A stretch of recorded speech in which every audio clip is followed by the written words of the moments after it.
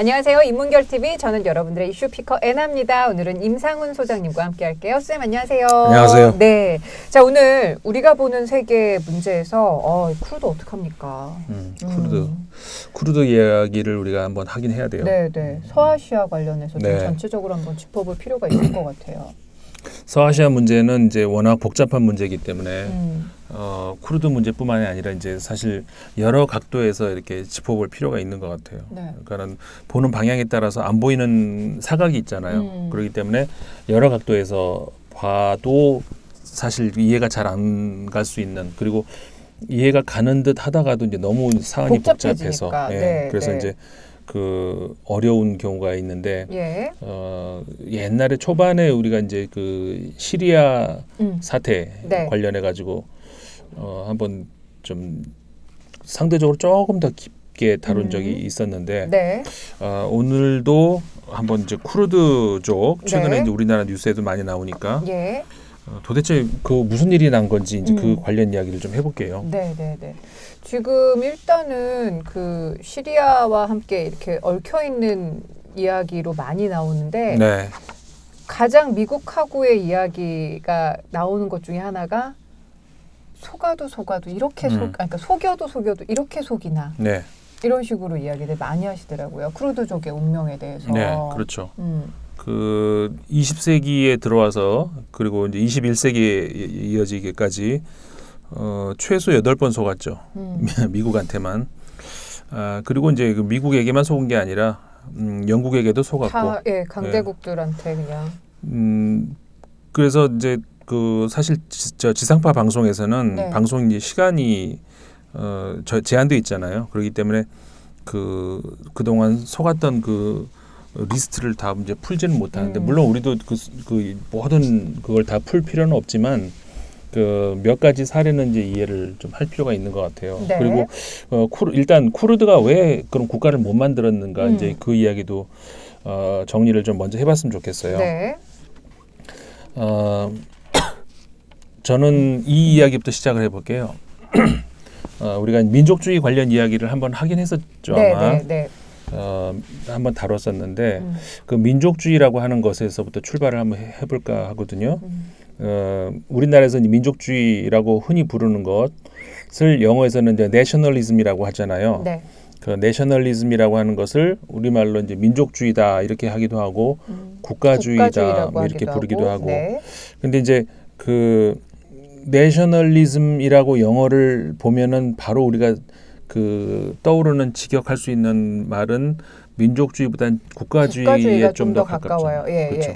왜냐하면 내셔널이 이제 국가에 가까운 내셔널 민족이라고 우리는 잘 생각을 안 하니까. 그래서 왜 내셔널리즘이 우리말로 국가주의, 민족주의 두 가지로 번역이 되지? 이제 이렇게 의아해 하시는 분들도 있을 수도 있고. 근데 우리는 민족주의라는 말을 많이 쓰지 국가주의라는 말은 또 잘 안 쓰고. 그럼 이런 혼돈은 어디서 오나? 왜 그럼 내셔널리즘을 민족주의라고도 번역을 하나? 이제 이런 것들에 대해서 좀 궁금해하시는 분들 계실 것 같아요. 이제 안 그러신 분도 물론 있겠지만 궁금해하실 거예요. 저희 시청자들은 궁금해하실 거예요. 호기심도 많으시고 관심도 많으시기에. 일단 제가 그러면은 그 민족주의나 국가주의 용어 한국말로보다는 내셔널리즘 영어로 먼저 시작을 해볼게요. 왜냐하면은 그게 이제 서양에서 나온 개념이기 때문에 우리나라에는 민족주의라는 게 없었죠.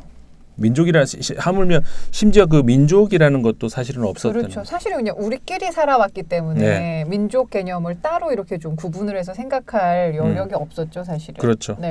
우리가 지금 뭐 서울에 살다가 예를 들어서 어디 그 일자리를 찾기 위해서 강원도로 갈 수도 있고 뭐 부산으로 갈 수도 있고 그런 것처럼 옛날에는 만주로도 갔었고 그냥 그랬던 것이지 뭐 경계선이 뭐 명확해서 그리고 뭐 민족 개념이 뭐 있어서 그렇지는 않았었던 거죠. 근데 이제 민족이라는 것이 우리가 아까 말씀드렸던 내셔널리즘이라고 하는 것이 두 가지 버전이 있다는 거 혹시 우리가 앞에서 다뤘었나요? 그 프랑스식 버전이 있고 영국식 독일식 버전이 있다. 근데 이제 프랑스식 버전이라고 하는 것은 프랑스가 이제 혁명을 그 프랑스 대혁명을 일으켰고 거기에서 혁명 이후로 그 프랑스인들의 정신 이런 것들을 그러니까는 같은 정치적 혹은 이념적인 어떤 그 가치를 공유하고 있는 그 사람들 이 사람들을 이제 그 네이션이라고 이제 부르기 시작을 한 거죠. 네. 불어로 나시옹이라고. 그러면서 이제 그런 그 사상을 내셔널리즘이라고 부르기 시작을 했죠. 그러니까는 프랑스에서 처음 말한 그 내셔널리즘이라고 하는 것은 우리말로 이제 국가주의에 이제 가깝다 이렇게 얘기를 할 수가 있고, 그러니까 시민적 국가주의. 그래서 실제로 그렇게 부르기도 해요. 시빅 내셔널리즘이라고 네. 부르기도 해요. 네. 반면에 그 이후에 이제 독일에서 나온 그 내셔널리즘은 네.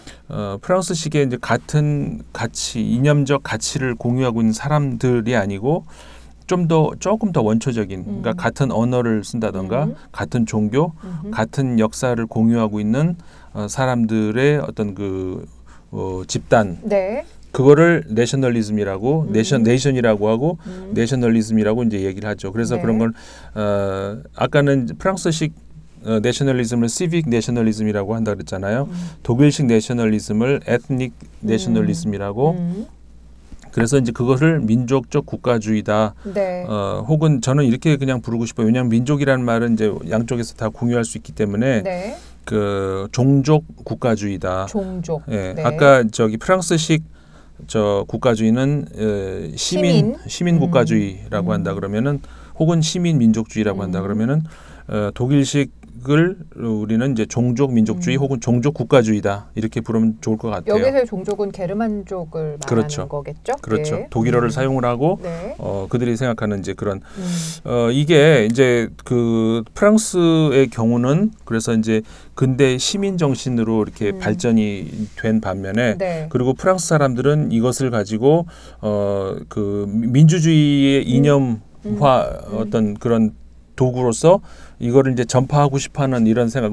물론 처음에는 전파보다는 방어하는 것이 이제 더 우선 목표였죠. 왜냐하면 그 프랑스 혁명을 하던 당시에는 주변은 전부 왕정 국가였고 오히려 프랑스가 위협을 당하는 시대이기 때문에 홀로 외로운 섬처럼. 그렇죠. 네. 갑자기 그 노래 생각나네요. 홀로 아리랑이요? 네, 홀로 아리랑. 요즘에 뭉클해지는 노래인데. 그러니까요.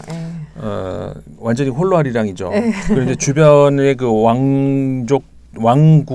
왕국들이 이 민주주의 이념을 펴지지 않게 하기 위해서 이제 프랑스를 고립시키고 저기 그 경제 제재 들어오고 저 민주주의를 무너뜨리려고 하는 그 상황에서 민주주의를 지켜야 되고 우리 동시에 프랑스를 지켜야 되고 이것이 이제 민족주의로 네. 이제 나왔다는 것이죠.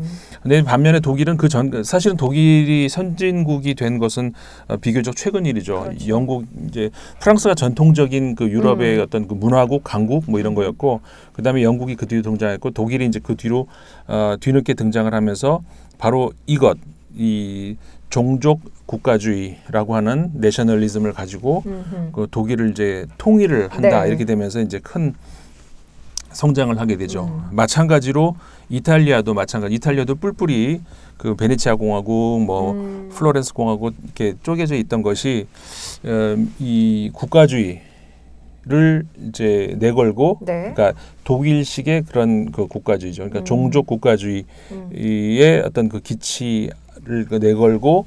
통일을 이제 이루게 되죠. 그러면서 이탈리아도 이제 강국으로 들어설 수 있는 그런 발판을 마련하게 되는 거죠. 네. 그러니까 유럽에서는 이 민족주의라고 하는 것을 가지고 나름 짭짤한 재미를 봤죠, 많이. 왜냐하면은 한마디로 얘기해서 민족주의의 이름으로 통일을 했잖아요. 그러면서 강국이 되어 가잖아요. 그러니까 그러면서 이제 그 강국의 대열에 들어서게 되는 것인데 그 다음에 문제는 이게 그 다른 나라로 이제 번져 나가게 될 때 말이죠. 그러니까 유럽이 그렇게 되면서 이제 제국주의로 나가잖아요. 네네. 그러면서 이 민족주의라고 하는 개념이 다른 지역으로도 퍼지기 시작을 하는데 예를 들어서 아프리카로 간다든가 그 바로 옆에 있는 서아시아로 간다든가 이렇게 들어가죠. 사실은 이 동아시아 쪽은 아까 이제 말씀드린 것처럼 이게 중국이라든가 한국, 일본 이런 나라들의 경우는 그 민족이라는 말을 쓸 필요도 없을 정도로 언어와 문화와 어떤 이런 것들이 나름 잘 이렇게 나눠져 있는 그런 그렇죠. 물론 중국 대륙 같은 경우 워낙 많은 언어와 문화들이 있지만 그 한국 사람들은 한국어를 쓰는 사람 딱 이쪽 그 극동 반도를 중심으로 해가지고 만주까지 이렇게 있는 그런 정도. 그다음에 섬으로 건너가면은 일본어만 쓰이는 상대적으로 굉장히 분명한 어떤 그 선이 좀 있었죠. 네. 그 유럽이나 서아시아나 이런 다른 지역보다는. 그러니까 이제 민족이라는 개념이 뭐 굳이 생겨날 이유도 그것이 뭐 무슨 주의로까지 그렇죠. 어떤 역할을 하기에는 이미 그냥 선 자체가 그렇죠. 명확하게 있으니까 지리적으로도 그렇고 그냥 그러고 살고 있는데 그렇죠. 뭐. 그렇죠. 근데 이제 이 민족주의라는 것이 서아시아로 이제 건너가게 되고 아프리카로 건너가게 되면서 네. 민족 개념으로 뭘 묻겠다는 건데 사실은 그 지역 사람들은 민족 단위로 뭐를 묻는다는 것이 굉장히 복잡한 그런 양상이라는 거죠. 네. 왜냐하면은 그 안에서도 종교적으로 예를 들어서 순위파, 시아파 사이에서도 다르고, 그렇죠. 그다음에 우리 나중에 기회가 되면 얘기 나올 수 있겠지만 헤즈볼라라고 하는 그 지역 저기 뭐라고 할까요? 그 단체가 있죠. 네네네. 그러니까 그 레바논의 반정부 단체인데 네. 이제 그 경우도 시아파라고는 얘기하지만 네. 저쪽에 그 이란에 있는 시아파하고도 또 좀 다르단 말이에요. 그러니까는 이 사람들은 뭐 어떻게 하나로 묶기가 애매한. 그러니까 시아파, 순위파 말고도 시아파 안에서도 또 다른 가지가 이렇게 그렇죠. 있는 거죠. 예. 그럼 민족적으로도 그렇고 이제 크게 이 서아시아의 민족을 크게 이제 보자면은 일단 아랍 민족이 있죠. 그다음 페르시아 민족이 있고 지금의 이란. 그다음에 이제 그 터키 민족이 있죠. 이 세 개의 민족이 이제 가장 크고 어떻게 보면 이제 실제 국가 단위로도 이제 가장 세력이 이제 크다고 할 수가 있고, 그다음에 네 번째를 치자면 바로 이 쿠르드 민족이에요.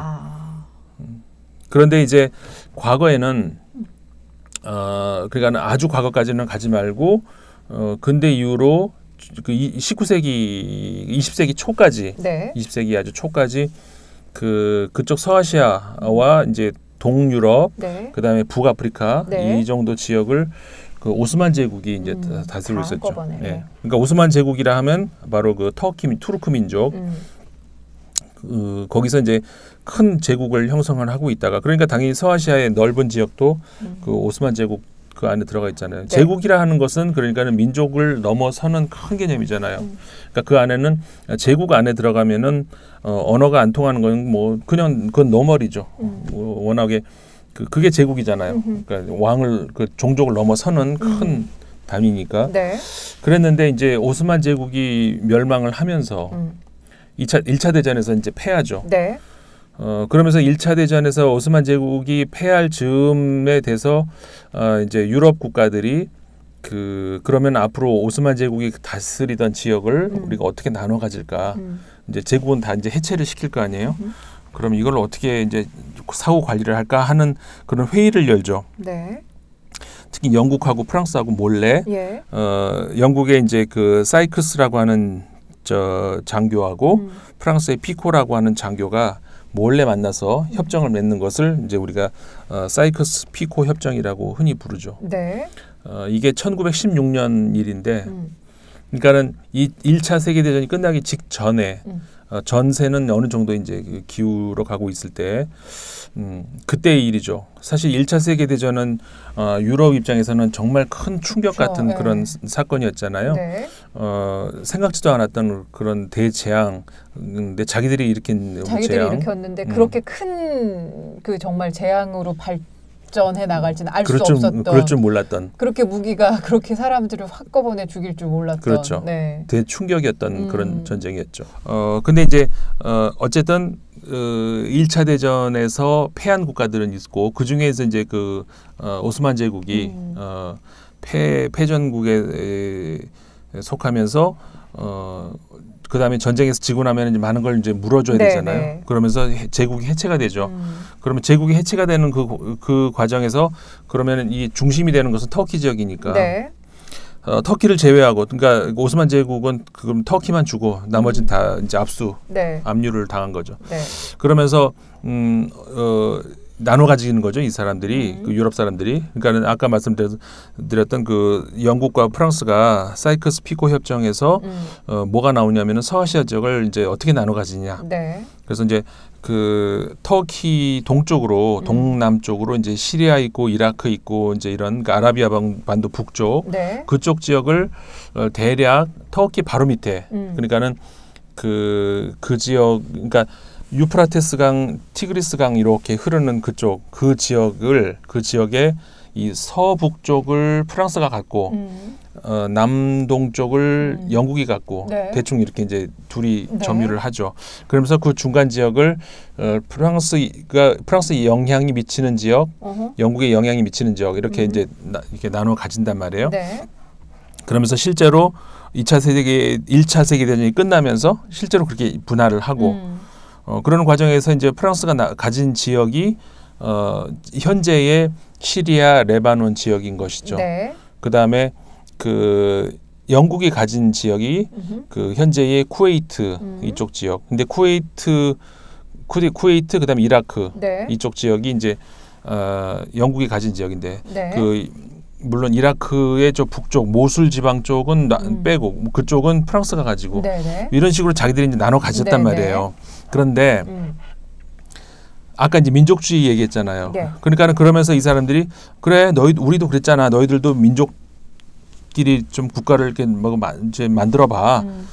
근데 그 사람들한테는 민족이 있나? 그런 게 없단 말이죠. 그렇게 그 쉽게 그 민족이라는 개념으로 이렇게 묶을 수 있는 그런 틀이 없어요. 그 안에서 너무 다르다는 거예요. 네네. 같은 아랍어를 써도 너무 다르고 뭐 같은 그 페르시아어를 써도 너무 다르고 너무 다르단 말이에요. 그러니까 이 사람들을 민족이라는 이름으로 묶어 놓으면은 네. 그 안에서 엄청나게 소용돌이가 치고 그 안에서 이제 싸움이 일어나고 그렇게 된단 말이에요. 왜냐하면 어느 한 부족이 정권을 잡으려고 할 거 아니에요. 네. 그럼 다른 부족은 그 가만히 있겠어요. 그러니까는 민족이라는 이름으로 묶어봐야 엄청나게 혼란만 뿐이지. 그렇죠. 예. 아프리카도 이제 마찬가지라는 것이죠. 이제 뭐 수단 뭐 이런 나라들 보면은 과거에 전부 이렇게 굉장히 대혼란을 겪고 그랬잖아요. 그게 다 네. 그래서 그런 거죠. 네. 그 민족이라는 이름으로 국가를 만들으라고 하니까 그게 안 만들어진단 말이에요.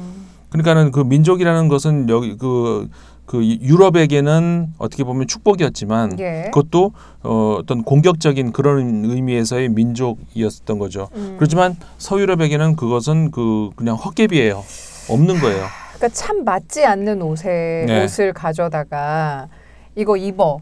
거기에 니네 몸 끼워 넣어. 약간 그렇죠. 이런 상황이 되니까 이거 불편한데 지금 이러면서 있었던 상황이에요. 그리고 옷 안에다가 이제 두 사람을 끼워 넣는 거예요. 그러니까. 너 이쪽 팔로, 나는 이쪽 팔로. 그럼 둘이 이렇게 한 옷을 입고 있으면 싸우죠. 그렇죠. 불편하니까. 그런 상황이란 말이에요. 그래서 저는 민족주의라고 하는 것을 좋게 보는 사람들도 있는지 모르지만 저는 민족주의를 괴물이라고 봐요. 네. 괴물. 그러니까는 왜냐하면은 민족주의의 이름으로 결국 유럽이 이 제국주의를 시작을 한 거란 말이에요. 그렇죠, 그렇죠. 그다음에 이 서아시아는 민족주의라는 그 어떤 그 허울을 씌워가지고 그 헛개비를 씌워가지고 이 지금까지 우리가 보고 있는 이런 그 대혼란을 이야기했고, 네. 그다음에 동아시아로 건넌 우리나라의 그때 일제 침략을 받아가지고 그러고 있을 때 민족주의라는 것으로 이제 우리가 이제 그래 우드로 윌슨이 그런 민족 자결주의를 제창을 하면서 우리가 얼마나 희망을 가졌어요. 네. 근데 결국 우리를 보호해줬나? 결국 아니에요. 그렇죠. 아니구나. 우리가 그때 굉장히 희망을 가졌다가 낙담을 이제 하게 된 것이 결국 민족주의라는 것이 이런 민족 단위 모든 것을 민족 스스로 결정을 할 수 있도록 도와주는 그런 게 절대 아니라는 거예요. 그러니까는 전 세계 어디를 갖다 놔도 민족주의가 제대로 우리가 소위 최고의 가치라고 치는 어떤 인권 문제라든가 이런 걸 보호해준 역사가 없는 거예요. 공격을 할 수 있는 어떤 도구였던가, 그렇지. 아무 도움도 안 되는 껍데기였던가, 실망만 주는 어떤 뭐. 그러니까 그래서 이 민족주의라고 하는 것은 저는 이제 그 19세기에 등장한 괴물 이렇게 이제 이야기를 드리는데, 네. 그러니까는 그렇게 되면서 이 아까 말씀드린 프랑스 같은 경우에는 시리아 지역을 이렇게 묶어서 그래 너희 나라 해 이러면서 시리아를 만든 거란 말이에요. 네. 그 안에서 그냥 만들어지나 그러니까 그 뒤로 그 안에서 종족끼리 싸우고 난리가 나는 거란 말이에요. 근데 거기서 이제 프랑스는 이쪽 서쪽 저기 그러니까 지중해 쪽으로 붙어 있는 그쪽 일부 지역에서 가만히 보니까 또 거긴 기독교가 많아. 네. 그러니까 거기 그래 너는 따로 해. 그러면 이렇게 빼면서 만든 것이 또 레바논이란 말이에요. 네. 그러니까는 국가를 이런 식으로 프랑스 자기들이 그냥 이렇게 뚝뚝 잘라 너 니들 해. 그러면서 나온 것이 저기 레바논, 시리아 이렇게 나온 거란 말이죠. 근데 시리아가 이 하나로 묶일 수 있는 어떤 그런 그 준비가 전혀 안 돼 있다는 거예요. 근데 이쪽도 마찬가지. 영국도 이라크 그쪽 이라크라고 네네. 하는 것을 이렇게 만들면서 네. 서로 종족이 다 다르고 특히 이제 이라크 최근 역사까지도 보면은 뭐가 있었냐면은 시아파와 수니파가 같이 네. 이렇게 묶여 있으면서 네. 지배층, 피지배층으로 나눠서 이렇게 굉장히 오랜 동안 있었잖아요. 네. 그러다가 이제 결국은 사담 후세인이 결국은 물러나가지고 이제 처형까지 당하는 이런 일까지 네네. 벌어졌던 거고. 네. 그러니까 이게 이건 또 영국이 묶은 그 틀이라는 거죠. 그 안에서 일어난 여러 가지 네. 혼란. 네. 근데 그 과정에서 아까 말씀드렸잖아요. 영국과 프랑스가 이제 서로 이렇게 나눠 가졌다. 네. 그러면서 툭툭 여기는 시리아, 여기는 이라크 이런 식으로 나눠 가지는데 그런 과정에 현재의 지도로 놓고 보면은 이 터키, 시리아, 이라크, 이란 최소 이렇게 네 나라. 네. 그다음에 좀 더 붙이면은 아제르바이잔, 네. 그다음에 조지아, 아르메니아까지 총 7개 나라. 네. 그러니까 이제 마지막에 말씀드린 세 나라는 그 소수만 있고 주로 많이 있는 것이 이 네 나라. 터키, 시리아, 이라크, 이란. 예. 네. 여기에 국경선에 쿠르드인들이 이렇게 걸쳐서 있는 거예요. 그렇죠. 그러니까 지금은 걸쳐서 있는다고 그러지만 과거에는 국경선이 없는데 그러니까 그때는 자기네 땅이 자기 땅인 거예요, 그냥 그치. 자기 땅. 근데 그거를 제국주의 애들이 와가지고 이렇게 땅 금을 따먹게 하면서 그렇죠. 근 그어가지고 자기들 금을 이렇게 책상에 앉아가지고 네. 여기까지 너 해, 여기 나 할게. 그렇게 하니까는 자기 편의대로 금을 그어놓으니까는 쿠르드족은 국가가 이렇게 설 땅이 없어져 버리는 거죠. 근데 원래는 그 쿠르드족도 국가를 가질 수 있었어요. 네. 그러니까 영국에서 1차 대전 끝날 때쯤에 네. 그래 국가 하나 만들어 줄게. 그러면서 협정이 맺어진 것이 그러니까는 아까 이제 오스만 제국이 멸망했다 그랬잖아요. 그러니까 오스만 제국의 그 전체 영토를 해체하는 그 협정, 이게 세브르 협정이라고 하는 프랑스의 세브르라고 하는 곳에서 네. 열렸던 협정이에요. 네. 거기서 쿠르드족을 국가로 하나 만들어주는 쿠르디스탄이라고 하는 국가를 만들겠다고 이제 했었어요. 네. 근데 그 뒤로 3년 사이, 그러니까 1920년, 네. 글쎄 세브르 협정이 1920년인데.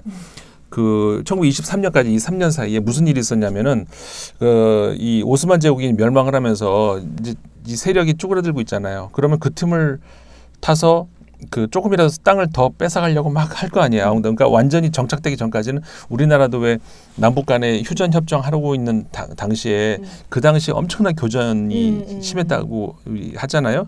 왜냐하면은 휴전 끝나기 전에 하나라도 더 따려고 어마어마하게 이쪽에서는 책상에 앉아가지고 해 말어 이러고 있는데 저쪽에서는 엄청난 어떤 그 교전이 있었던.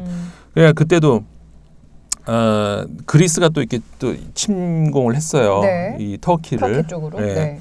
근데 터키는 당연히 그러니까 이제 교전을 하겠죠. 그런 과정에서 터키가 이겼어요 또. 그러니까 이제 터키가 이제 그 뒤에 다시 로잔 협정이라고 하는데 이거는 이제 스위스 로잔에서 협정을 했는데 네. 거기서 터키가 재요구를 하고 뭐 이렇게 되면서 이 지역이 아까 말씀드렸던 쿠르드족을 위한 국가가 거기서 지워져 버린 거예요. 아, 그때. 그랬구나. 예. 그러니까 3년 사이에 세브르 협정이 있었던 1920년에서 로잔 협정이 있었던 1923년 사이에 갑자기 나라가 생길 뻔했다가 없어졌네요. 그러니까 쿠르드의 운명이 자기들은 가만히 있는데 저쪽에서 그냥 뚝딱뚝딱 해가지고 갑자기 나라가 없어져 버린 거죠. 근데 그 배경에는 또 뭐가 있었냐면은 사실 그 쿠르드족이 그러니까 쭉 여러 영토에 걸쳐 있다 그랬잖아요. 네. 그 중에서 이라크 북쪽 그 모술 지역, 네. 거기가 이제 쿠르드족들이 이렇게 있던 지역인데, 네. 그쪽이 석유가 나요. 그러니까 뜨거운 감자와도 같은. 그렇죠. 아니다. 뜨거운 감자는 좀 비유가 안 맞는 것 같아요.